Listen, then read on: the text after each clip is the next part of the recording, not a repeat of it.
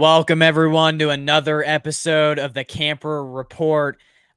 We've got a first-time Patriots fan on. I will say that I don't really like the Patriots. I don't like Patriots fans, although haven't really met many Patriots fans in my life. But I was like, so we're in the same fantasy football league together, and I met him through Out of Pocket Sports. Shout out to them, Michael Davis from Out of Pocket Sports. Met Trevor through there, and so now I'm like, I have to have a Patriots fan on. I've never had one on the show. So how are you doing today? And I'm gonna tease you a little bit. You are a fan of one of the most boring teams in the NFL. So that's probably why they don't get much media coverage. But Trevor Everette, everyone. Promote yourself a little bit. How are you doing today? Excited to talk everything NFL, including the Patriots, and how your team is doing. So how are you doing today?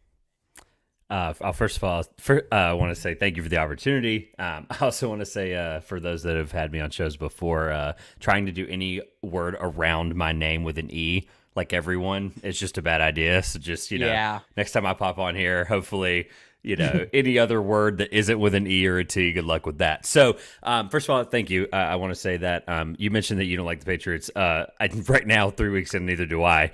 I'm sure we'll get into that. Obviously, we know that. But my primary focus, what I do in the sports media world, I'm actually a basketball podcaster and writer for house-enterprise.com.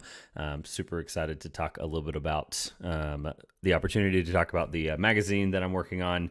I'm one of 4 independent writers that's working on, I don't want to say almanac adjacent, but something similar to the college basketball almanac, where you're able to get 4 people that, we're not plugged in. We didn't interview every coach, but we're giving analysis and statistics and some really good interviews with some really interesting folks in the college basketball media space, promoting everything college basketball magazine.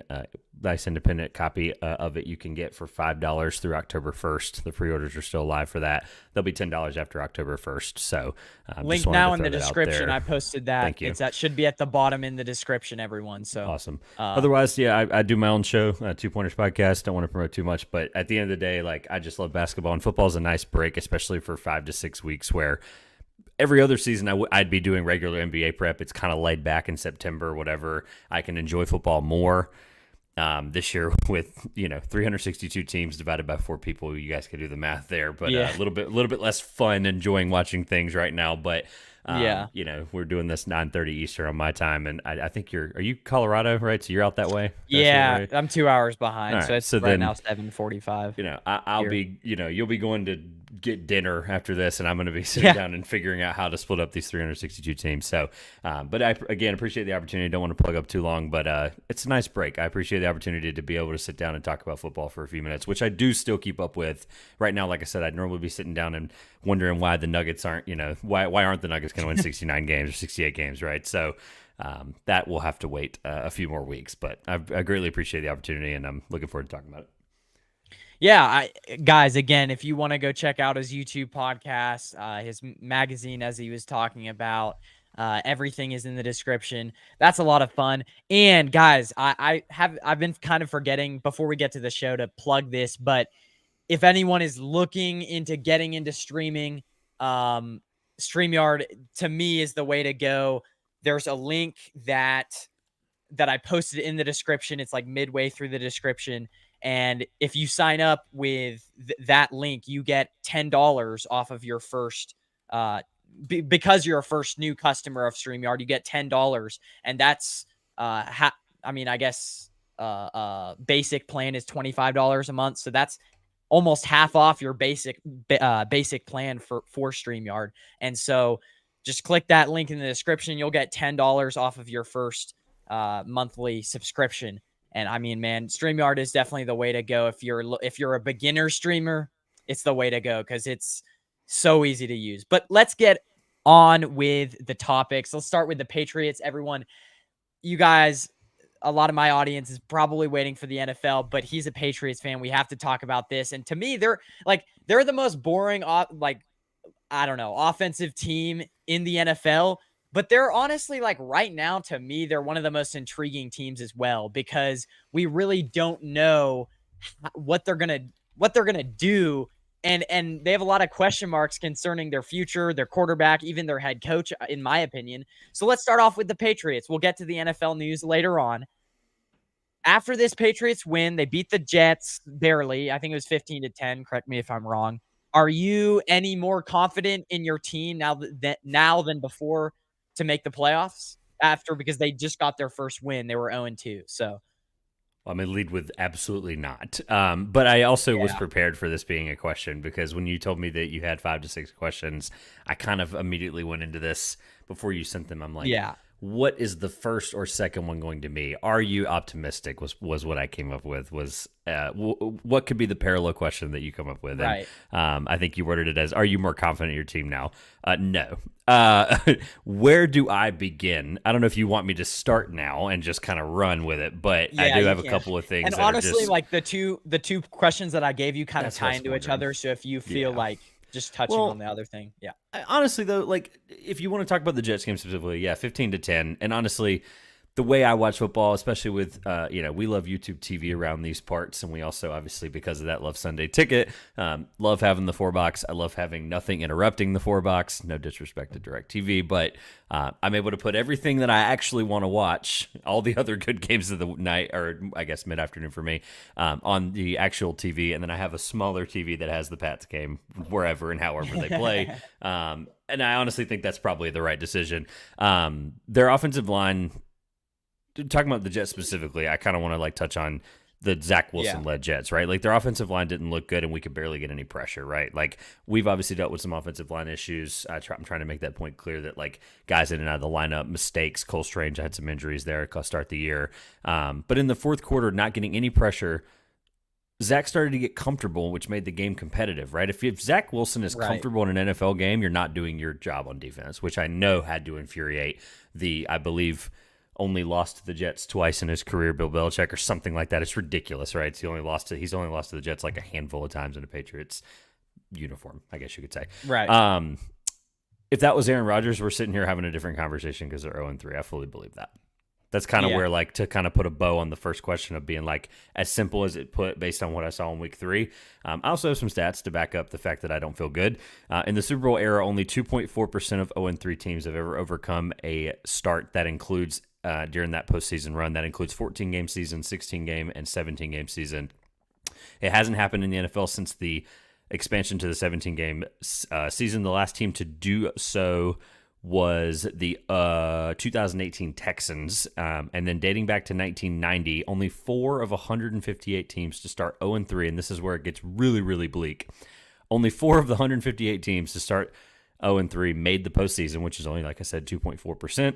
Just 2 of those went on to win their division, which, again, bleak already because the Dolphins, we'll talk about later, are really, really good. The Bills looking really good again. And even the Jets, obviously, are going to probably be competitive based on the young team they have. Only 1.3% of those teams won the division, and then 0 of them won the Super Bowl. An even more far-fetched thought that I shouldn't even be talking about, but just wanted to read those statistics to tell you how I felt and then give you some numbers that really, really, really, really hammer the coffin. And to quote the great Bill Simmons and cousin Sal, every week they do a podcast on the Ringer. Bill Simmons has been around the Yeah. industry a long Yeah. time. If he wasn't a Pats fan, they would have already done the loser leaves town segment that they do every week where somebody gets sent home essentially or somebody gets written off or crossed out. I'm crossing the Patriots out in week 3. It is what it is. So. Quick disclaimer before I continue. If you guys see any flies flying around my screen, it is so distracting and I'm trying to wave them off. I even turned off my lights to maybe make them go to sleep. I don't know, but it's really bad. There's 2 really annoying flies in my room. So, but I will say, to your point, I look at the AFC, right? And I'm going to name just a few names out there, and you're going to say if they're better or worse than the Patriots. And at this point, like, it's a strong I love these AFC. games. Let's do it. You I know, love these games. yeah, because this is my thing, is like the AFC is so stacked, and I mean, you guys play the Cowboys now. Your schedule isn't that hard afterwards. I mean, offensively, you guys are worse than the Saints after the Cowboys. You guys play the Saints after the Cowboys, but offensively, it's just, can the Patriots even? The biggest thing is your defense can kind of get the job done. But the offense is just like, if it's scoring 17 points per game, how many teams can you actually beat doing that? I don't think you could beat the Saints doing that. I think you could beat the Raiders doing that. I don't think you could beat the Bills or the Dolphins doing that. The Commanders, their offensive line is so bad that maybe you could do that with the Colts, Commanders, Colts, Giants. Honestly, your guys' schedule isn't terribly, but you guys are at a disadvantage that you're in the AFC East. But let's go to what I was going to say. We could all say that the Chiefs, the Dolphins, I'm trying to think, the Bills, you would say that the Bills are better than the Patriots, way better. Like a different A million. stratosphere. Yeah, I mean, What about the Bengals? They're kind of a the way their offenses looked last night, I guess we're recording this on Tuesday, right? The way their offense looked again, they finally got that get right game. I'm a big believer in their receiving core, a big believer in Joe Burrow. So they've got some question marks. Don't get me wrong. Both lines have not impressed me so far. I know their line has been good with Hendrickson, and shout out to BJ Hill from NC State. But those guys have just not. Either line has kind of made me nervous with the when I talked about the Patriots pressure earlier, right? So I'm pot calling kettle black there. But yeah, no, the Bengals are. Regardless of the start, the Bengals are going to be fine. Everyone predicted them to have this rocky start. I feel like every podcast I ever heard, every article I read was like, the Bengals are going to start slow like they always do, and then they'll be, oh my god, they're 12-5. It's like it is what it is. Yeah, the Bengals are better. Yeah. So, and then you look. So you're in your guys' division. I'd say the only team you're better than is the Jets, which that could change because they could make some trades. The Steelers, like I would say that the Steelers at this point in time are slightly better. I would say that because defensively, I think they have more talent. So, the Steelers there, and then the Ravens, when healthy, I guess are better, although they've kind of looked like a question mark as well. So that's like the teams I've named is already 6-7 teams that are all better than the Patriots at this point in time. So I don't know that. To me, let's kind of transition to the next thing that kind of tied into the other question is, if the Pats don't make the playoffs this year, is there any remote possibility that Bill Belichick is on the hot seat? The simple answer is, when you get to this caliber of type of person, whether it's coach, executive, it's a little bit different with executive, and I think this goes for any sport, you leave on your terms, right? They didn't give him the kind of the kind of power that they gave him making decisions both financially and as a head coach in the last 5 to 7 years. They didn't do that for no reason, right? Like, this is not something where you're like cutting ties with, it's like not like cutting a piece of string, right? You're just not getting rid of somebody that easily like that. My question is, does he care enough about the record being 17 wins behind Don Shula most all time? Which, by the way, I checked 3 places and saw 3 different numbers of wins. So I was really confused. I just went with the one that was 17 because that's the one I keep reading about and hearing about. So I was like, that's got to be right. I know he's within a season and a half, and obviously going into this year, it was possible to go 9-8, and then go 9-8 again next year, and there you go, you got it right. So. At this rate, it's going to take 3 full years to achieve the 17 wins that he might need, which is kind of answering your question of, does he see the hot seat? I don't think it's remotely possible that he has any kind of, is the seat warm and are people calling for his head? They've been calling for his head for, the better part of ever 5 years. Brady left. And even the last couple of years, Brady was there, right? I know we won the Super Bowl in 2019. That banner's currently hanging somewhere over there near that closet to my right. But, it's an awful one that I don't really love hanging up. It was 10-3. So I mean, it's like next to all the other ones that aren't done, I literally just moved. So like none of the stuff's in my whole lifetime. That was the boringest Super Bowl I've ever watched. It was the worst. It was the worst at the time. It's the worst now. It's aged poorly. So I still remember the Gronk catch that basically changed the whole game in the fourth quarter. But regardless, even since then, right? They've been calling for his head. I don't know how much. I mean, to answer your Belichick question, right? Because I have some thoughts on the other part of that question when it comes to the quarterback play, right? I think I've always been this person, not just the Patriots specifically, but just in sports in general, where I try not to force the blame on one person, right? Like I feel like it's really difficult to be like, it's this person's fault for this situation, right? And the Pat specifically, right? Like all these threads and all these different Facebook groups I'm in, I'm like, I try to be the guy that just ignores that stuff because at the end of the day, you can't sit here and be like, it's this guy's fault or that guy's fault. I'm going to lean to answer the Mac Jones thing in a few minutes here, but I'm going to lean on the fact that it's not the guy who's the probably the greatest coach of all time, only 17 wins from the most all time, one of the most winningest Super Bowl coaches of all time. I'm going to lean with him, it being less of his fault than others, I guess would be the answer to my question, and then that answers the hot seat part of it. I would say, the Mac Jones thing is like, he's the type of quarterback, and this is why it's such a mystery to me that he was drafted 15 overall, because he's the type of quarterback that needs everything around him to be right. Everything. And that's a guy that you get in the second or third round. And it's just so funny to me because you look back at that draft class and there's literally the top 5 quarterbacks are all just, Trevor Lawrence, barring Trevor Lawrence, but they're all just, they're not panning out at all. But wait, what did you say? I'm a big fan of Trevor Lawrence. I think that's going to be the part that's interesting about that draft class. He has let's say he has let's say he has a just north of Jay Cutler career. Yeah. Right? I'm just throwing out a name. Like I'm not trying to be NFL historian here, but I'm just plucking out a name in our lifetime that you remember. But will you remember when you're showing your children football one day? Are you going to be like, man, that Jay Cutler guy was different? Like you're not, right? If he has just north of Jay Cutler type career, that draft class can be one of the worst of all time. Like quarterback, right, exactly. Right? If my memory serves me correctly, though, was your Niners? You're wearing the hat. I figured you were a Niners fan. I thought I had that right. Were they not wasn't that the question? They were bullied into taking Trey Lance. Some of the front office people, yada yada. I'm not as plugged into that stuff, obviously. As anybody, I think Kyle kind of panicked because Kyle. I don't think Kyle wanted. He traded up to 3 because he was so pissed at Jimmy Garoppolo. Then he started looking at all the quarterbacks and he was like, there's no. Justin Fields can't throw the ball. I have my questions with him. Mac Jones is basically Jimmy Garoppolo 2.0, and he was just in a great system. And then Trevor Lawrence is too high. Zach Wilson played he was also too high, but he also played at a small school and was just slinging the ball around in college. So he went with the guy that fit his system the most, which was Trey Lance. Which, by the way, a good idea. I would have taken hindsight's 2020. At the time, I was in the camp to take Trey Lance as well. So I can't sit here and try to rewrite history. But I just thought it was funny. Well, and also, he still might be all right. So that jury's still out on him. But I will say with Mac Jones, the fact that he even got drafted this high and the pressure on his shoulders was quite incredible. I think the Patriots in this instance kind of panicked and was like, we need a new quarterback. But at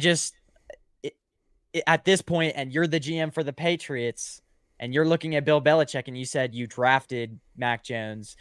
I want to ask you, do you think Belichick was a big part in that drafting of Mac Jones? I believe he was. 100%. And I'll hammer this one point too that I want people to understand. This is NFL, NBA, doesn't matter. I do a lot of NBA draft work, especially closer to the middle of that part of the year. Situation is the most vital thing to a player's success. I will argue that point with anyone in any sport except for maybe baseball. Maybe. And I'm not even plugged into baseball. I barely follow it, okay? But the point I want to make, right, if you sit here and look at any situation, you mentioned the Trey Lance thing, right? Like that wasn't an ideal situation for him either, right? Justin Fields, at least he was going to be the guy getting the ball, whatever, right? You can throw all these scenarios out, right? I could have 1,000 NBA parallels written down for you, but a guy goes to a situation where anytime you follow up a coach and a quarterback, or a coach and a best player in that franchise's history, or a coach and whatever the parallel is in any other sport, right? It's the hardest thing to do in sports, right? It's the hardest thing in sports to do to say, hey, you're the guy coming in afterwards, right? And the other thing too is setting him up for failure. This is a joke, obviously, but just thinking about the kind of situation you put him in, right? When you follow that kind of person, and then you start the year, right? This is a full year with a real offensive coordinator, right? Last year we had a defensive coordinator that had half a brain calling plays, right? So that it didn't help Mac Jones' situation, right? Which I understand every bit of his frustration, all the videos that resurfaced, right? But to have the guy you're following be the first guy to ring this inaugural bell in this brand new lighthouse. Like, I'm still trying to figure out what that thing's all about. Whatever, it's fine, right? They have Tom be the guy in week 1, home, ringing the bell, whatever, right? It's like it's like you're with a new girlfriend and you run into your ex-girlfriend out on a date, right? Like, this is Right. not the thing that was just the dumbest thing ever to set them up for failure like that, from just like a, hey, just so you know, if we suck tonight, right? The guy that literally you were replacing, who was the greatest quarterback of all time, was the guy Yeah. 300 feet in the air ringing some stupid bell. Just FYI. But tarping on the situation, to hammer my point here, situation is super, super vital, right? And I understand the whole point about like shifting the blame and figuring out the Bill Belichick thing and like who's responsible for what. You mentioned responsible for the pick. He's also responsible for signing the most wide receiver dollars and tight end dollars last year in the offseason, and that equated to no one over 1,000 receiving yards, if I remember correctly. I know Myers was really close a couple times. He didn't have a touchdown until like week 14 or something crazy like that. I kept rooting for him to have a touchdown. The other thing too is just, and I think this year the dollar amount carried over into one of the highest wide receivers and then the highest tight ends. I think they were still the highest spent on tight ends this year in totality and dollars on roster. So you have to sit here and say who's the blame, whatever. I can't sit here and say one guy's to blame or the other, but I also watch the Patriots every week, and Mac Jones is not a good quarterback right now. I get the situation. I get the point I just made about who spent what dollars in the situation someone puts them in, but I don't care what anyone on Twitter, all these, guys that are like, Mac Jones is actually not that bad. Here's why, da-da-da. Like, I watch him every week. When you sit there, and I know I have to separate myself from 20 years of a guy where no matter what, I felt like I had a chance, right? And there's franchises like that. I mean, you probably feel like that even with Purdy. Like, he's really good situationally, right? You feel like you're at least in a game, regardless of what the defense looks like, regardless of what receivers and weapons, right? You feel like he's at least competent enough. That's probably not a perfect example, but think of all the top Titans when Josh Allen and Patrick Mahomes are going at each other, right, in these playoff games. You feel like you have a chance no matter what, right? Those guys are going to keep you in playoff games. I can't feel that way with Mac Jones ever. Period. I didn't like the pick at the time. I haven't aged well with that pick. And again, I have to separate myself from having that feeling with a quarterback, but that's what makes that wound feel even worse, because this is a guy that I don't feel confident in, no matter how the defense is playing. And I thought this year's defense was going to be really good, and I hope at some point, we talk about some of that stuff. But whatever, I'm frustrated, and before, and it is what it is. And the thing is like, one thing I'll say is like, we saw in Miami, Tua, what they've surrounded him with. He doesn't necessarily have like super mobile speed, but they have kind of surrounded him with like a lot of speedsters that you can just dump it off to 10 yards down the field and they'll take it for 40. In my opinion, that's what you need to do with Mac Jones. Like, if you want to like make Mac Jones look like a good quarterback, you have to surround him with guys that he can check it 5 yards. And it's like same with Jimmy Garoppolo, 5 yards to, and they're so fast, or they're so good at breaking tackles, that they're going to take it another 10, 15 yards.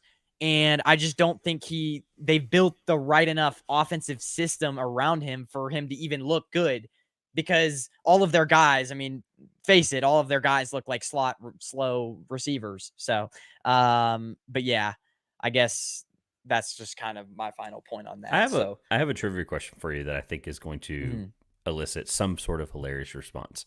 Not from you, but in general from your audience and anybody who's watching this in the future. I do have a question for you. In the research of doing the Bill Belichick thing, trying to figure out the wins, I have a trivia question that I find hilarious.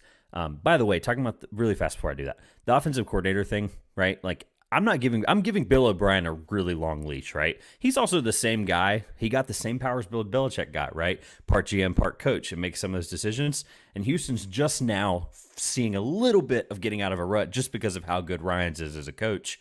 So Bill O'Brien is the reason the Texans were in a mess the last 5 years, okay? Let me just get that out of the way, right? So I'm not giving him a long leash here. Longer than I should be probably on some of the offensive play calling stuff. And you mentioned setting up the system. Bill O'Brien's one of the best offensive coordinators in football in the last 20 years. He was Alabama there for a while, of course, too.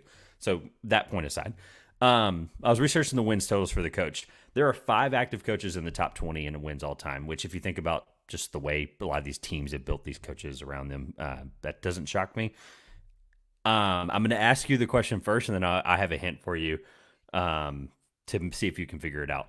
What active coach do you think is 20th? He's tied for 20th all time in wins all time. Yep. So Bill Belichick, of course, is not one of the five or not 20th because we talked about that already. Kyle Shanahan, it's probably somebody from my team. So he's probably getting there quickly. I know at one point he had a 500 record, so he's a little He bit was further terrible off for there. a while. Anyways, But I think he'll end up being there, I'm sure. So that's a good guess. Keep going. I'd love to see where you get 20th all time. 20th So all time. This is all not time currently. 7, how 100 years the NFL. Andy Reid's up there. I Andy saw Reid's the other top day. 5. Andy Reid's top. Yeah, he's fourth, I top think. 5. Is it a right. current coach in the NFL? Yeah, all 5 of these guys are actively coaching in it in next Sunday. Let me think. Mike Tomlin. He's up there, but he's not 20th. Okay. You're basically knocking off the guys to get to the one that you're not actually going to get. It's pretty funny. Sean Payton. I believe he's the 4th guy you're looking for, so I think that's it, except for the final guy. What if I told you it was Mike McCarthy? That's right. He's been in the league for so long. I forgot about that. All time. Yeah, are you serious? That's true. I mean, God, he's tied, right? But like, I saw that and I wanted to vomit. I was like, this is, I don't know. I think we're gonna eventually talk about them a little bit later. But good Lord, I saw that and I'm like, I have to ask him that. Like, I need people to understand how atrocious he is. The 20th highest wins coach of all time. That's it. That was all I had. Just because he's been in the league for so long, but good grief. Yeah. We'll get to him after this topic. And he's the biggest, him and Dak Prescott, biggest con men in the NFL, in my opinion. But we'll get to him after this topic. After this crazy week, who do you think is top 5 in the NFL right now? For me, it would have to go Chiefs. It would have to still be Cowboys because, in my opinion, especially... Is this in order? 5-1 or 1-5? I have mine from 1 to 5 if you were curious. Let's do 5 to... I'll do it from 5 to 1. I'd say Cowboys still at number 5 because I think they're going to rebound. It's just they have too talented of a team, in my opinion, to not. I mean, this was a bad loss, but I would still say Cowboys. I don't think they're going to be that good in the playoffs, but I don't know. I think they're going to rebound. I would still say Cowboys. Chiefs at 4. 3, I'm going to say Eagles. 2 49ers, and 1 Dolphins. In my opinion, and I had this argument with my brother because he's an Eagles fan, as you know. We both know him. Here's why I think the Niners are better than the Eagles at this point. The quarterback play. Brock Purdy hasn't turned the ball over one time, and he actually hasn't turned the ball over in 8 or something games. Wow. Jalen Hurts had a few bad throws where I'm like, okay, wow. They started to pull away at the end of that Buccaneers game because Jalen Carter and the whole Eagles defensive line was just absolutely destroying the Buccaneers offensive line. But I mean, man, when you face a scheme, I mean, the Cardinals did it to the Cowboys with Micah Parsons. I don't care how good of an edge rusher you have. When you face a scheme, if you put a lot of pre-snap motion or if you get a screen to the outside, defensive linemen can't do anything about that. So it doesn't matter how good of a defensive lineman you have, like Micah Parsons. You just have to have you just have to put the ball where Micah Parsons or Jalen Carter isn't at. And that's how you beat those type of teams. And the Eagles don't have a good linebacking core. They're banged up in the secondary. And so they don't really have guys in the second level that are super, super elite. The Niners have all of that. They're complete all around. And so, if teams try to get away from Nick Bosa and Javon Hargrave, they're just going to be smacked in the second level with speedsters like Fred Warner and Dre Greenlaw. And so all around, there are ways to beat a good defensive line. There are not ways to beat a defense that is from top to bottom just really good. So I'll say that's why the 49ers are better. They have a quarterback who is turning it over less. They're less injured, and I just think they have a more complete defense because like we saw with the Cowboys on Sunday, there are ways to beat good edge rushers and good defensive tackles. So I know we're talking about the Cowboys next, but I will, and by the way, this is going to sound like a moot point in just a second, right? You're going to laugh at me, but I will defend Micah Parsons in this regard, right? I know the Cardinals game wasn't perfect, whatever, right? Micah Parsons is the best defender I've ever seen, like in my lifetime. Oh, like, yeah, I absolutely. without a doubt, like I'm going to get on the train right now in year what are we in year 3? Like a full third year of him, right? I think. God, was he a rookie last year? No, he wasn't, right? He was, third year. It's his third Okay, year. all right. I'm getting on the train now. When he's putting on this bright gold jacket in Canton, Ohio, which by the way, wearing my Pro Football Hall of Fame shirt. Shout out to Canton, Ohio, lovely place. When he's putting that jacket on, I'm gonna clip this and I'm gonna show it everywhere because I just want people to know that this guy, barring any injury, regardless of what this one Cardinals game was, like this is the best defensive player I've ever seen. Like, Oh, yeah. I know people make the Lawrence Taylor comp to And every guy like him, but like he's Right. actually a guy like that. Like this is something we're watching that we need to every week, whether you hate the Cowboys or not, people are going to appreciate him forever, right? That being said, we have the same top 4 in the same order. So I know it sounds like Arish. I'm sitting here like, oh, Micah Parsons, Arish here. But Miami Dolphins 1. I have your Niners at 2. Love Fred Warner, right? Like that guy can sprint everywhere in every direction. And like, I'm scared if I'm any offensive player within Dre Greenlaw too. 10 yards of him, right? The Pats don't play the Niners, right? Because if they did, Brock Purdy can keep that streak together, right? But Christian Gonzalez would turn him over. I just want you to know that. You really think? What were your thoughts when they drafted him, real quick? Because I was more of a fan of Emmanuel Forbes. I wanted Zay Flowers so bad. Like, we brought in Zay Flowers. Yeah. I know you're bigger into the draft than I am. They brought in Zay Flowers in some form or fashion 7 times. I know he's at Boston College. I know he's right down the road. But you do not bring in a guy 7 individual times if you don't. Zay Flowers was my number 1 receiver. I loved him. I think he's great. He was amazing. My in-law family is all Ohio State fans, so I got to see Jackson Smith and Jigba a lot more than other guys. I watched the ACC living in ACC country. I got to see Zay Flowers plenty. I mean, for me, it was a coin toss, whatever, right? I could not fathom that Christian Gonzalez fell that far. Okay, just to answer the question, I don't want to spend forever on it. We've moved on from the Patriots, right. I know, but I just wanted to put the Christian Gonzalez jab in there. But no, I couldn't fathom why he fell. Like I just don't. I know the Witherspoon stuff. I know the Seahawks would have probably never considered anybody otherwise. There was really no team that could have really that was probably in love with him. I mean, we always say these stories like, oh, they should have taken this guy or that guy, right? Like we don't know what those front offices are thinking. But looking at all those picks in between, I don't really know what team would have taken him. So I'm really, really happy he was there. And honestly, if Zay was on the board, it would have been this. I mean, we might have put the card in with like 0.1 second left. Like if that was at least right. So Miami 1, San Fran 2. Miami's ridiculous. 70 points doesn't make any freaking sense. And I'm searching frantically for, of course, I'm never going to draft Raheem Mostert. I said that 3 years ago. Injury after injury. I'm just not going to do it. I don't regret it. But, I do regret in 2 of my 4 ESPN leagues, I looked at Devin. I think he changed the way he pronounces it, Acne or Achne, whatever. A-Chain. I think it's A-Chain. Whatever, right? So, but I literally multiple times, and I believe it was in our out-of-pocket league with Michael Davis, which, by the way, the glue that holds all of us together, but yet I haven't heard from him in a month. So someone check on Michael Davis, other than the show, of course, I've seen him. But so, I kept looking at him and I'm like, is he really going to play? Whatever. I regret every bit of it. I need to go with my gut next time. Kansas City's defense is legit. I think it's getting less and less credit every week. It is. The Lions game is kind of just one of those things. We're going to look back on that and we're going to be like, if the Lions are a 10-win team, we're not going to look at it as a weird result. Obviously, the weird result of week 1 is the Jets beating the Bills. Let's just be upfront about that. There's always one score in the first few weeks where you're like, huh? Like once we know all the context. Yeah, exactly. Philly, I don't really have anything. I'm not in the overreaction camp of why is Philly not destroying people, right? I think they really I think the Bucks are a lot better than people give them credit for. I think they handled the Bucks well last night. I know it was close for a while. It was weird there. It was also like 111 degrees on the field at one point. I was like, ew, what? Oh, I did not know that. Yeah, they showed the thing. It was like 90, but like 102 on the field. Yeah. Or something stupid like that. I'm like, it's 7:30 in Tampa. What, like in September? Is it really that hot? But whatever. Kansas City 4, and then I have Cleveland 5. I think Cleveland's defense is legit. And I think honestly, you look at the statistics side by side of Deshaun and Dak, and Deshaun's had a better year, and I know that doesn't look like that if you've watched all 3 games.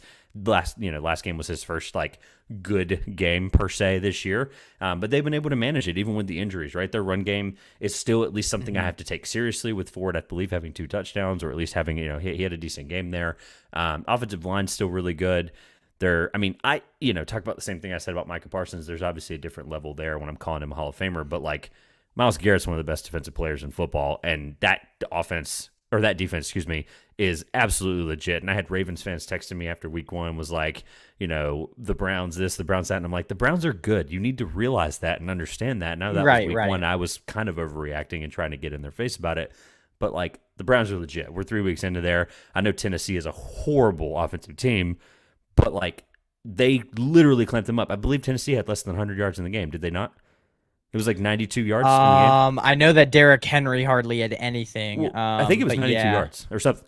The team had 92 yards in 4 quarters of football in an NFL game. That is not something you have to take lightly. I understand the Tannehill stuff. If Derrick Henry has 92 yards in a game, it's kind of a bad game, right? Right. And the Titans as a whole did. Last point on the Browns. I just think that all of it's going to come together. I know Nick Chubb is like an astronomical injury from just a talent, best running back in the NFL, just talent standpoint. And by the way, God bless him for that knee to have been the same injury. We've all seen the thing about same injury from 2015, I think, or 2017, one of those 2 years, where he tore like everything but the ACL or something like that, or he tore everything but one thing. Who put the hit on him in college? It was my ex-corner who now plays for the Lions, Emmanuel Mosley. That was the guy who injured him in college while he was playing at Tennessee. Oh my gosh. Fun fact. Okay, well, the Niners' old corner. So, well, and regardless, like of his talent, and like for it to just be an MCL from what I guess recently, I hope that's still confirmed. For it to be just an MCL tear, like he's lucky at that point, right? Like he may have never played football again. So I think the Browns are good. I think they're good at all 3 levels that we really want to see from a winning team. I have my Stefanski doubts, but long-winded there. I have 1, Miami, San Francisco 2, Philadelphia 3, Kansas City 4, and I have Cleveland 5. I can't defend the Cowboys in any way after that. Right, Cardinals that is loss. true. They also ruined my eliminator pick. I'm really mad. My wife's still available in it. She's still going strong there.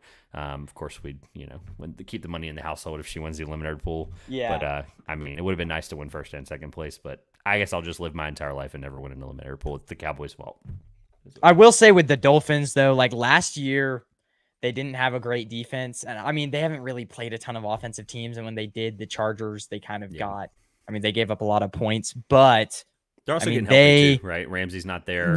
Chubb right. And they also have this new linebacker that I saw, Jerome Baker, for the Dolphins. He, on a 3rd down and 3, I believe it was, 3rd quarter, just blew up this running back for the Broncos. And so, I mean, just the speed that they play with, the speed that that whole team plays with is so insane. And it's like Tyreek Hill, you can put him deep. You can use Tua's arm to just send him 50 yards down the field, and Tua is going to hit him. But the even more thing that's impressive is we never thought, because usually with that system, like the Kyle Shanahan / Mike McDaniel system, it's like over the middle guys, you have to be a little bit beefier to take those hits. But Tyreek Hill, I think, even fits that system better because he's so fast that he's always wide open. Yeah. He's always wide open. Like you see these Tua throws and he's like, there's nobody even around him because he's just so fast.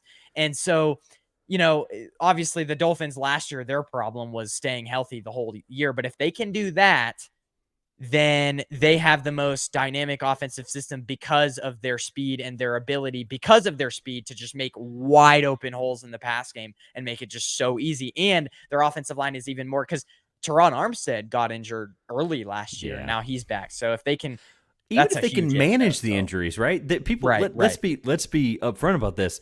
They scored 70 points, albeit we'll talk about the Broncos in a minute. I keep accidentally segueing stuff, but they did this without Jalen Waddle. Like, no Jalen Waddle. Right.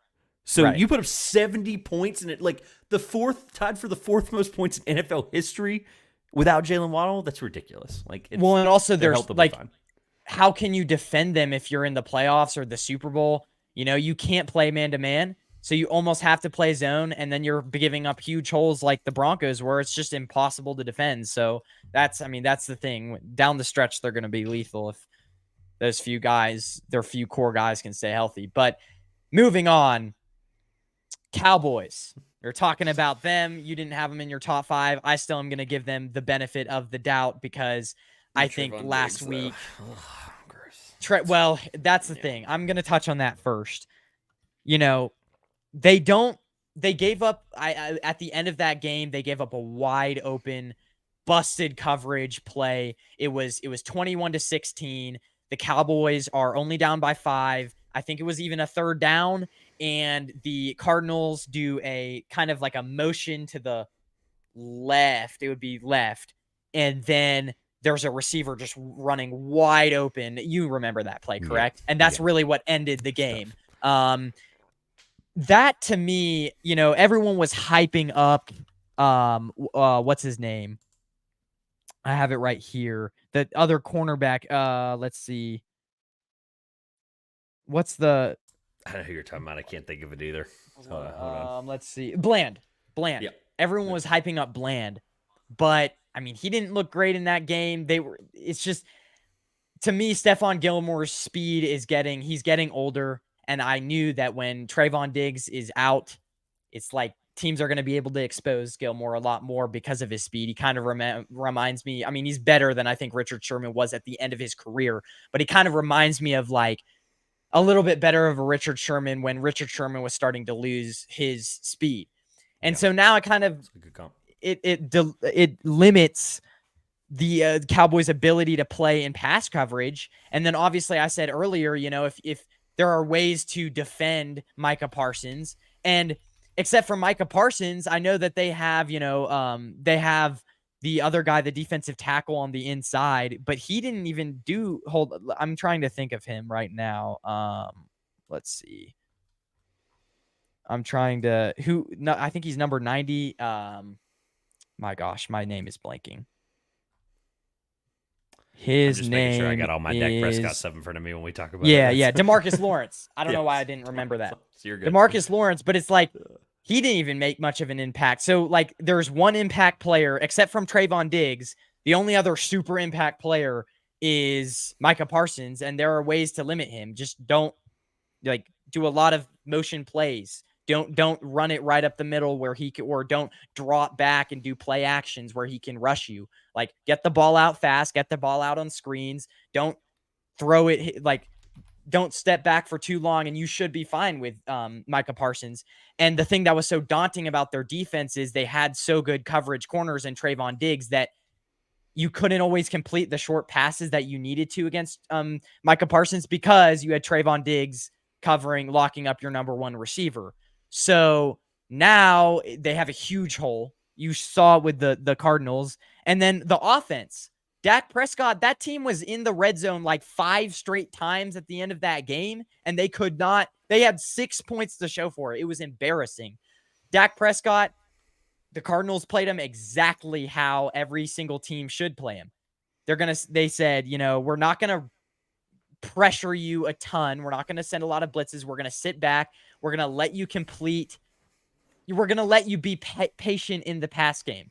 We're going to let you complete those short slants because Dak Prescott, if he is meant to be like, if he checks the ball down a ton of times over and over again, he gets like almost like bored. He's going to eventually make a mistake playing that way. He's more of a guy who has to like throw it downfield over and over again, because if you let Dak Prescott be a patient quarterback, he's eventually going to mess up. So that's what the Cardinals did offensively. And he missed a lot of key throws down the stretch in that game. So I don't know if that makes sense, but no, it's actually a perfect segue. I have a couple points I want to talk about. So I'll give you this one first because it's perfect to what you just said. Right.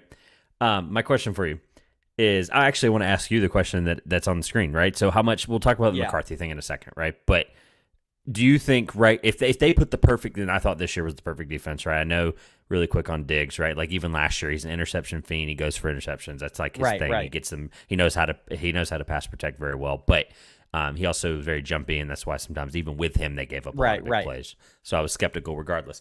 If let's say they put the perfect defense around him and they have the perfect head coach with him, is Dak a Super Bowl caliber quarterback in your eyes? No, absolutely not. Here's the reason why. Not even a reason.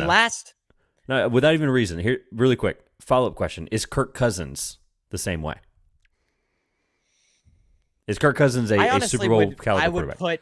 I would put Kirk Cousins slightly above Dak because I think Dak Prescott, like, the Cardinals, you don't even have to cover. It's not even like Dak. Dak, when he has to throw a bunch and has to be patient in the pass game and throw a bunch of slants and whatever, he's inaccurate over the middle. When Dak's first read isn't open, he panics. I mean, we saw that in the Cardinals game. I Yeah. think Kirk Cousins is slightly better than that, although you get pressure on, like, he's the type of guy who, if you blitz 5 or 6 guys, he's not like, he's more immobile, and then he tends to get Make your Dak point, because I want to harp on why I'm bringing up those yeah, two together. real quick. The Dak point against the Cardinals I think he missed it was 2 go balls down the sideline, one near the end zone where it was short.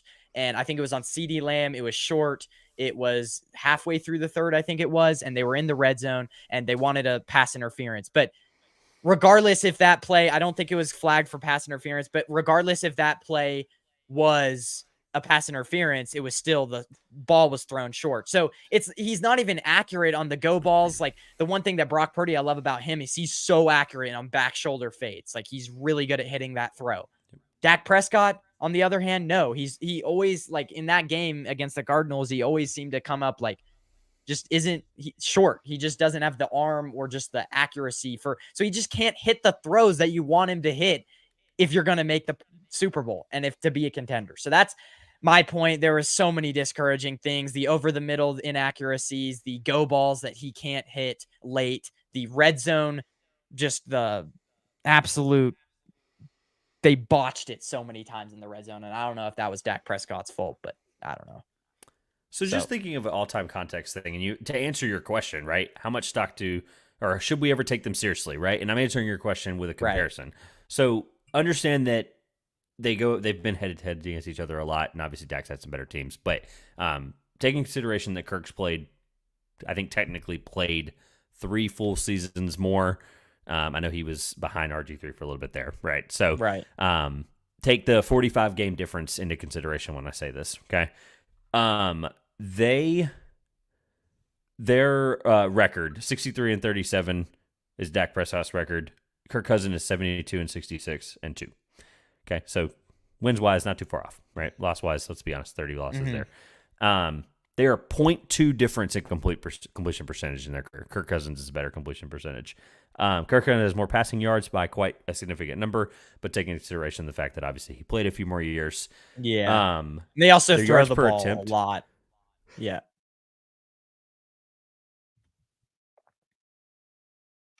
Thought I was going to sneeze there. Sorry. Their yards per attempt are equal, 7.6 attempts, yards per attempt. Yards per game, Kirk leads by 10. Passing touchdown, Kirk leads by 100, just over 100 there. Kirk obviously has more interceptions when you take into consideration the years thing. It's only off by a few. Higher QBR for Kirk Cousins. Dak has him beaten rushing attempts by only 50, and it's only a 500-yard difference, right? Kirk Cousins and Dak Prescott are the same quarterback. I've been saying that for years, and I'm making your point to be like, should I ever trust them? Have I ever trusted Kirk Cousins to be a Super Bowl winning quarterback? The answer is no. And I'm going to say the same thing about Dak Prescott, and I'm going to have a lot of angry Cowboys fans. But I think he's more of like a polished passer, Kirk Cousins, I would say. That's the only thing I would give over him. Statistically, from a trust standpoint, they're on the same tier for me. And if I'm not going to trust Kirk, who I think is a better passer, right, why would I trust Dak? Right. That's the way to answer the question. That's true. So that's the way I answer that question anytime it comes up. Again, I don't talk about football every day on podcasts, but the point being is I've made that point for years, and I've always been laughed at about it. And then when you sit down and you look at it and you understand what the context of what Kirk Cousins means for your team, throw out the 13, whatever it was, 11-0 one-score games last year for the Vikings. Throw out that crap, right? They're 0-3 this year in those games. But if I understand what I feel about Kirk Cousins, I'm only using him as a comp to answer your question for Dak Prescott. The point is I don't trust Dak Prescott, even though I have historically liked him. I've liked what he's brought to their team, what he's brought offensively, in a couple of different times in his career. But right now, I mean, we have to expect some kind of step back, right? And this is kind of where I lay my plan and my point, right? To answer the coach part of it, I know I laid out the case of Mike McCarthy, 20th wins, whatever. I was laughing at that, right? You have to give him some benefit of the doubt when Jason Garrett and Mike McCarthy are your coaches in your career, right? I'm not saying that the perfect coach is going to run along here. Kellen Moore maybe wasn't a perfect answer. And on Kellen Moore, I'm not shocked he might take a step back, right? He loses his second best target, or the second most targets he had last year, to Dalton Schultz. and his former backup and best friend. They were friends for a couple of years there, right? Backup, they had a good relationship, and offensive coordinator there for a few years with Kellen Moore. So you have to expect a step back, right? You can't expect a guy who, regardless of the interceptions last year, has Kellen Moore. You remove Kellen Moore, you have to expect that that's probably going to be a step back. So, moot point. But Jason Garrett, Mike McCarthy, all the attributes of the Kirk Cousins comparisons aside, to answer your question, no, I have no faith in them. I'm also still really bitter to be eliminated from my eliminator pool. So take that with a grain of salt. Yeah, I don't know. I kind of rambled. I apologize for that, but I was trying to get my point across because everything No, you're right. We agree. that We agree. everything that I saw on Sunday was just everything that I had suspicions about, and the fact that ESPN and these, phony people that just get their, stats off of a spreadsheet given to them and their points off of a spreadsheet given to them I hate when ESPN overreacts to the Cowboys and just national media. And I was like to everyone, I even said it in our fantasy group chat. I was like, watch, the Cowboys are eventually, I don't know when it's going to be, but they're eventually going to show us who they've been all the time. And that could be a team who, they maybe blow it up in a few years as well, because it's just the same result over and over again with this regime. So the Broncos, though, let's move on to them. I do have a few friends in Colorado that are Broncos fans, although I don't even know if they are after this loss, because that was, let me just say, pathetic. And, there was a lot of fans, Broncos fans, even saying, we should be relegated to the XFL or USFL. So, hey, maybe the Broncos should. All I'm saying is they got blown out 70-20. It was the highest scoring game by by a team from the Dolphins side, obviously, because the Broncos only scored 20 points. But Dolphins obviously scored 70 points. Highest scoring game that offense has scored since 1966. They almost broke the scoring record in a single game. So, whole lot of records were broken in that game. So going back to the Broncos point, they kind of are in rebuilding mode this year, but they still have a veteran quarterback. They brought in a coach who wants to win. Obviously, that's why he didn't stick with the Saints. He wants to win. He wants to be able to come in and contribute right away. Should now the Broncos, after this loss, after starting off 0-3, they're one of the worst teams in the NFL right now. Should they go into a full-blown rebuild mode? I would say they're in like half of a rebuild mode right now. And should Sean Payton be the one to lead them into that rebuild right now? So they need to go in some kind of direction, I guess, to answer your question up front. And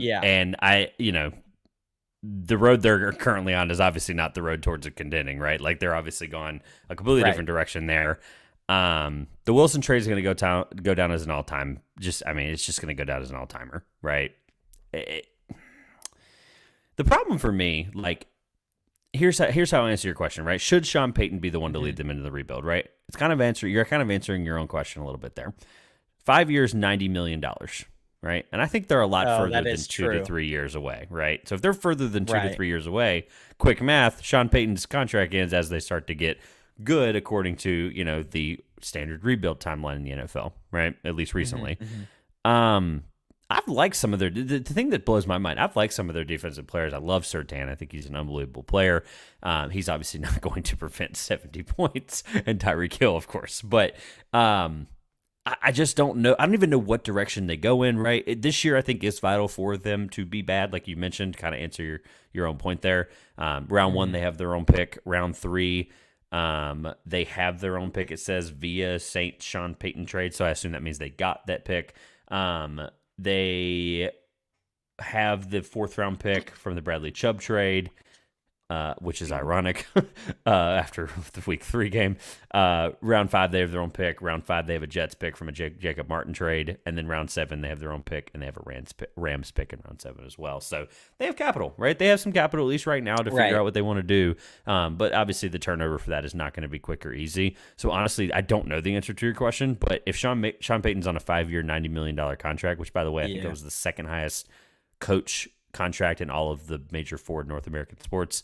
I think they're further than 3 to 5 years away, and it's going to be up to Sean Payton on what he wants to do. But do you think he came out of retirement? I say retirement loosely because he's one of many guys to step away from radio for, and do radio TV for a year or Right. whatever. And come back, right? We've seen that many times. Doc Rivers is the most recent example in the NBA to do it. He'll be in TV this year with the TNT crew. But is the timeline going to add up with Sean Payton? And then what do you do if you're budging towards a rebuild? If Sean Payton doesn't like the situation, I mean, he's in his mid to late 60s now, I think. God, is he that old now? I hope he is. For my point here, but Sean Payton age, he's 59, right? So let's say he'll be in his mid 60s by the time they start getting good and he'll have a new contract. So I don't think he'll be done coaching by that point, but he's not going to want to sit around and not win a Super Bowl. So honestly, it's going to be really, really pertinent on how good they get in the next 2 to 3 years, which, to answer your point, I do not think is very good. In my opinion, if they're going to get rid of Russell Wilson, I know if you're going to start a rebuild, you probably should. But in my opinion, I mean, he didn't do bad on Sunday. And the thing with me is like Caleb Williams, I think that's off the table for the Broncos. I really do. And so at this point, it's like they could get Michael Penix. They could get, I haven't looked a ton into that quarterback class, but I'd almost invest in the first. Yeah. I mean, Penix looks good. I've watched a few highlights of him. But I wouldn't go after Bo Nix in the first round from Oregon. He just doesn't. I mean, I don't know. I don't know. He's not. There's a guy in the same state that is projected on a lot of people's boards to be the third best quarterback next year if he comes out. Daddy thinks he might not come out, and Mr. Deion Sanders, of course, but Shedeur Sanders, right down the road, right. I don't know, just say it now. All jokes aside, that class is there's a tier drop off, which is important. There is because Bo Nix, I don't think is the guy that you would want to spend all of your cards on drafting in the first round, and it kind of reminds me of like when the Patriots panicked and picked Mac Jones. But I will say, I think they have to spend defense next year after what their defense 100%. has done this year, 100%. So it's like I would honestly keep Russell Wilson for another year and just be like, we have you under contract. You probably want to get the hell out of here. It's not even really your fault that you're doing better, that we're losing.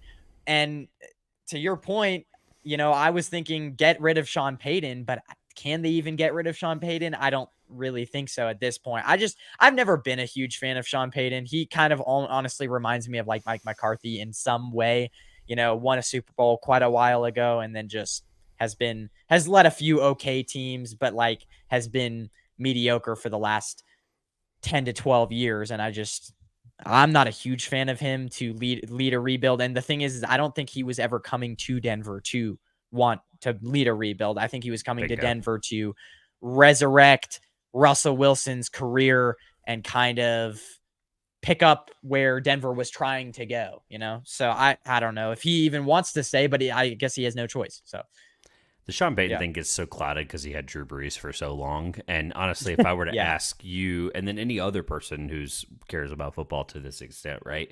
If I were to ask you, what's the most memorable Sean Payton thing other than the Super Bowl and the onside kick, what would you answer with? Your silence says everything. I would say the only other, that's exactly what I was saying. I mean, the only other thing is like in 2019, they had a good team, but that team was riding on the very limited arms of Drew Brees. And obviously, as we know, he slid. Like they started off really good that year, and then he just absolutely catapulted down halfway through the season in 2019. So yeah, that's the only other memories I have of them. So yes, Sean seems to have this super high approval rating. I've heard many of the Fox guys talk about the year they spent with him and just how dedicated he is, and like he's such a routine oriented guy or whatever. Maybe that's why Russell Wilson's looked a little bit better. I would tend to push back a little bit on that, but he's got this such high approval rating. But yeah, here we are trying to think he's going to be the guy to fix the Denver Broncos. He hired Vance Josephs. Yeah. Like, what can you, if you're the owner, it's like, how do you explain that? Vance Joseph has not even had that great defenses in his career. Like he's had okay defenses. So I don't get that either. It's just, So, Lion Syndicate, thanks for hopping in. He friend of the show and a great guy. Go subscribe to his channel. says they need a lot of help. Yes, they do. Mid-60s doing. Dang. Mid-60s, dang. He's meaning like how the Dolphins almost broke a scoring record, which was held in the 60s. Yes, I agree. I'm not sure what Russ is. Is Russ a failure? I Garbage. don't think so. Garbage? Garbage. That's what I was saying. I just, it's look, Yeah. as an NC State fan, watching him, as a college quarterback and getting to watch him blossom in the NFL, and him throwing the most famous interception probably in NFL history. But I have my thoughts on Russell Wilson, and this year, even with some of the stuff here and there, like I'm not hanging my hat up on the guy. Okay, so. Last thing before we get out of here, Kirk Cousins and his connection to the Jets. I talked about this topic a few weeks ago and how he might be going to the Jets, but the Jets, as we know, are looking for a quarterback now because Zach Wilson is clearly not the answer.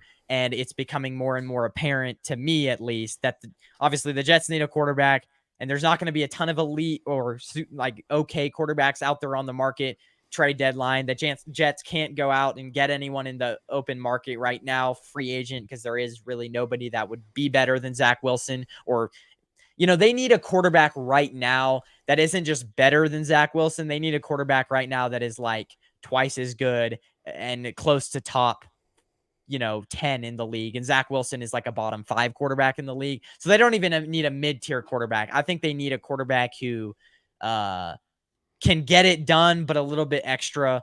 And, Kirk Cousins, I don't think is that guy, but he is the best option out there. And it's like the Vikings and the Jets, their two paths are like the Vikings are crashing and and Kirk Cousins is still having great stats.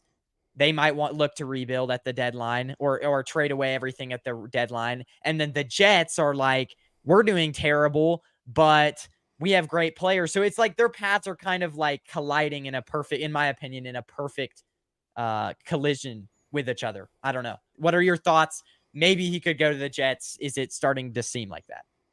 Two thoughts. Well, one, Zach Wilson, I like the point about like where the hierarchy of where they need the quarterback to be, right? They need an Aaron Rodgers. They need a guy who's in the fringe top 10 quarterback in the NFL, obviously, right? And you're not bridging that gap with almost anybody. I would even argue with Sam Darnold isn't like the worst thing in the world for them, which is so sad because he literally was a Jet. Imagine if we traded him back, the Niners, at the deadline. No, I think he honestly, though, I think the system he's in, though, I think if anything, God forbid, knock on wood, please, that anything happens to Brock Purdy, that I think that's, I know that Sam Darnold, I'm holding on to the Sam Darnold stock. I mean, I'll buy anybody else's stock at this point. I was high on him out of that draft. I'm still high on him now. Why? Honestly, he just got thrown into a bad situation with Adam Gase. Ugh, he was not even in the NFL. Situation matters. So that's my point. I'm going to keep hammering. Funny how that ends with that. No, but Zach Wilson is a bottom 2 quarterback, and he's not 2. So the point I wanted to make was the Kirk Cousins thing is so complicated because, and it's not a Kirk Cousins related thing, ironically, how much he's already been brought up today, but the NFL finds a way to continuously always make me question how trades work in that league. Like the NBA, I can figure out the value of a guy, right? Like Damian Lillard this and this guy that, right? Paul George moving for 50,000 picks and end up being Shai Gilgeous-Alexander or whatever, right? I can figure out the NBA's trade value, right? Even baseball, right? You farm prospect for big guy and less contract, whatever, right?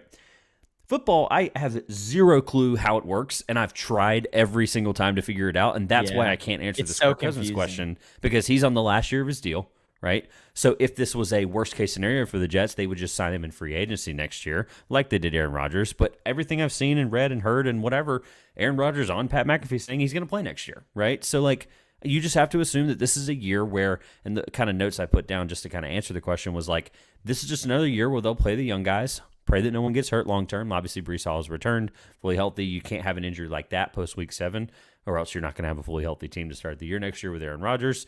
You got to scrap these Randall Cobb types and like get them in there. Some good receivers, draft some with what draft capital you have. Right. I think you just need to continue to build. The defense is really good. It's legit, and I think that can get better over time, and as they build and grow and have this experience, the best experience in the NFL is playing, right? Like that's ultimately what the Jets are going to need. The offensive line needs to get better, and honestly, I don't think it's bad that they play a full year and they find a way, they learn what the offensive line is, so they can be better prepared for Aaron Rodgers next year and get this one all-in last push. So I don't think Kirk Cousins is the answer. I don't really think, unless it's someone off the street, like it's someone who hasn't played or isn't playing, I don't know what the market is for somebody like a insert backup quarterback here, right? Like Gardner Minshew is probably your best case scenario backup right now, and he's playing. That's true. Right? They honestly could have gotten out and gotten him, but Anthony Richardson got hurt, right? Like if Anthony Richardson was playing up until the trade deadline, which I think is what, week 9 now, 10, 8, 9, somewhere in there. It's pretty close to the middle of the year, right? It's somewhere like that. I always get it mixed up. Wait. You said Anthony Richardson. The trade deadline. When's the trade deadline? Deadline. It's week.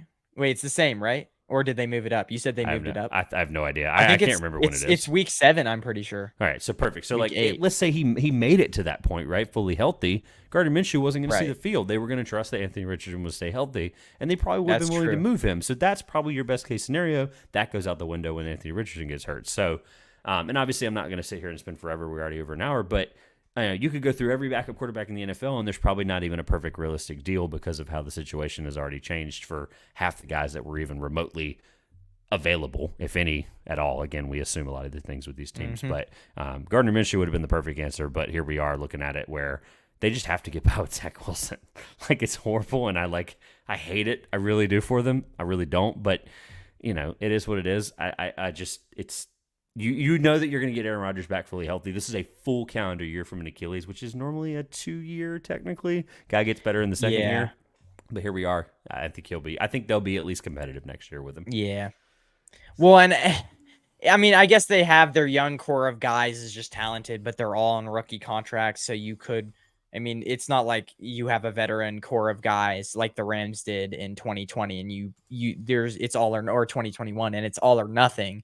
So, I mean, you do have a point there, but it's just, I guess to your point, like to add another thing is Kirk Cousins, you're spending picks and then you're not even going to keep him for a full year. Yep. I would honestly, it just depends where not Kirk Cousins, Robert Saleh is in his I don't think he's really on the hot seat. So like maybe if he was pressured to win right now, but I mean, you make a very good point. A better scenario than Zach Wilson to get you through this year? So then I think they're off the table for anything like that. Because I'm looking at, I'm just kind of going through these teams. I'm like, I don't think Carson Wentz is currently on a roster, but I was looking at the Commanders as a name. I'm like, well, Sam Howell's there. Don't really know who the backup is off the top of my head. Well, that's another thing is like maybe Kirk Cousins, because I don't know. I have this strange feeling that the Vikings are going to try to trade him. I don't know what it is, but expiring contracts just don't happen the same in the NFL. They typically shed money long term. Like typically NFL teams that want to tank want to get rid of money that's going to hurt them, right? The Vikings are going to lose his dead cap like the day after the season ends, right? Like that's gone, right? I'm just looking at some of these teams. Like the Cardinals obviously picked up Josh Dobbs last minute. The Panthers had Andy Dalton. If Andy Dalton was a UFA, they'd have signed him the moment Aaron Rodgers went down. They just signed him in the first quarter, right? Like on play 5, Andy Dalton would have had a contract with the Jets, like without question. But the Panthers obviously went out and smartly got Andy Dalton, at least for the sake of insurance with having Frank Reich in your system still. I don't even know who's backing up Geno Smith anymore. I used to have all the backups memorized like this, but Drew Lock, I think it still is. Jesus, yeah. I mean, that is you're like, if the barrel's that deep, I mean, good Lord. I don't even know who's backing up Kenny Pickett anymore. Jimmy Garoppolo. Who's backing up Jimmy Garoppolo? He got hurt. Right? It's what's Tyrod Taylor doing the these O'Connell days? dude from Purdue. Oh, okay. O'Connell. Right. Yeah, what's Tyrod Taylor doing these days? I don't know. I'm just throwing out other names. I have no clue, but O'Connell, and then there was also what's his name? The really old dude, Brian Hoyer, but I think O'Connell is over him in the depth chart. Although that rookie from Purdue, like I said, O'Connell, he actually looked pretty impressive in the preseason. So I would like to see him get a shot too. My point is there's no quarterback realistically. I just went through all of them, and other than like I didn't mention anything about Kyle Trask, but I think we're not here to talk about Kyle Trask. Yeah, so, right. They're just not getting a guy that's going to help them this year, and it kind of sucks for Jets fans. Well, tell them one more time where they can find you, YouTube, obviously, your magazine, and then we'll get out of here. This has been a great show, man. Thanks for coming on. Yeah. And guys, if you want to go back and watch this at the end of when this ends, I'll be posting tags to the video, or I guess show chapters. I'm going to try to get that done tonight. I've been pretty bad with that lately, but I will try to get that done tonight. Tell them where they can find you one more time. And thanks for coming on, man. It's been I have fun. to give you a shout out first of all. Again, thank you for the opportunity. Also, 481 subscribers. Like, come on, there's going to be 19 people that hear this. So, subscribe to your channel to hopefully get you to 500 here shortly. Would be awesome. It's tough because like I saw the most growth when I was obviously giving it the most attention from the spring till the end of the summer, but it's obviously hard now because school and everything's starting. No, So you're good, dude. 481's that's a big number. I'm still in the mid hundreds, and I'm just these. Yeah. Obviously the NBA. I'm in this this like dead low period. So dead. about that. Yeah. ECBmagazine.bigcartel.com. I really appreciate the opportunity to come talk about it. It's kind of been like just the thing that's just had all of my focus and time and effort and energy. So I appreciate the nice break. Like I said, as soon as we're done, as soon as we hit end, 72 tabs open up, and I'm ready to start writing about all these college basketball teams. If your audience is listening and they care about that, 362 NCAA basketball teams, men's teams get covered. We have some really cool exclusive interviews with some of the most interesting people in sports media right now. For those that follow the sport, Shirley Donovan and others are going to be having some really cool sit downs with us, some exclusive stuff there. So looking forward to putting that out. Pre-orders are live for $5 until October 1st. After that, they go up to $10 for the remainder of the time that the magazine is available to be purchased. Greatly appreciate the support there. 2-pointers is where I can be, heard talking about basketball. Again, right now, podcast feed is very dry. I think I'm going on 4 weeks without a show because this writing is killing me, but I appreciate the opportunity. It's 2-pointers and at Trevor Everette on our socials. So I greatly appreciate the opportunity. Again, nice break, even though obviously had to start out. It's like a fight. Boxing is a lot of rounds, and had to start out with the sucker punch at the beginning with the Pats. But honestly, I think I needed it. It's always good to talk about your feelings. So thanks for the platform to do so. Hey, yeah, everyone, go check those out. Those links will be in the description to his YouTube, to his magazine. I will say before I'm getting into kind of journalism, I want to get into sports broadcasting. How did you get your start, real quick, before we end that, into journalism? Because it looks like you're pretty deep into it now. December of 2020 would be 3 years in front of a microphone. Okay. And honestly, if you had told me anything about this industry and just how I would feel, without going into the nitty-gritty details of it, but like, this is the most gratifying and grueling thing that I've ever decided to do. And it's something I've always kind of had the atypical route with, where I didn't go to college for it, right? So I'm trying to build it from the ground up. Your typical people that you would hear in the last few years, I always back it up with statistics, but like, people say that everyone has a podcast nowadays, and I would rebuttal with there are 190 million active YouTube channels that have posted more than 5 YouTube videos in the last year, and I would push back with there's only been 5 million podcasts on Apple Podcasts that have posted more than 5 episodes in the past 6 months. Just to give you even crazy of a sample size there, right? So podcast is a very, very unique game that I think is really interesting. The sports broadcasting angle, if you're going into college or if you're in college, I definitely think that is the place to get the experience and understand how to be comfortable in front of a microphone, which I've been listening to your show for a little while since we've connected through Michael. You're doing a great work in the industry. It's definitely tough. I had a co-host for a year and a half, long story short, and he had some conflicts of interest working for some large major Division I programs, and when your opinion is blasted out there for thousands of people to see, you have to be very careful. So I had a full pivot there. I've been very grateful to work with House Enterprise. Will and Jake over there have been really good to me, giving me an opportunity to write and to build a resume and to work with some really great people. So that's kind of I used to have that story better memorized, but I enjoy what I do. Basketball is the thing that I did not want to venture out into, trying to do the pick a side type thing. Love those guys to death, but I can't talk about every sport all the time, or at least about football, basketball, trying to balance that when they're going on at the same time. I do have a wife. I do have a family, so it is really hard to balance all that. But basketball has been the place where I can bring that to the table. So hopefully people do support the work, and I've had some great success, and I'm very grateful for all of it. So, very cool, very cool. Well, everyone, this has been great. Thanks for giving us an hour of your time. Clap it up for Trevor Everette. Again, I'll be posting some obviously videos afterwards, some clips afterwards of, again, his magazine where you can find it, and just clips of the show. So stay tuned for that. We'll see you guys again probably on Thursday to cover the Niners with Steph Sanchez from 49 Carat Podcast, the 49 Carat Podcast. So we'll see you guys again there. Have a good rest of your evening, everyone, and go Niners, baby.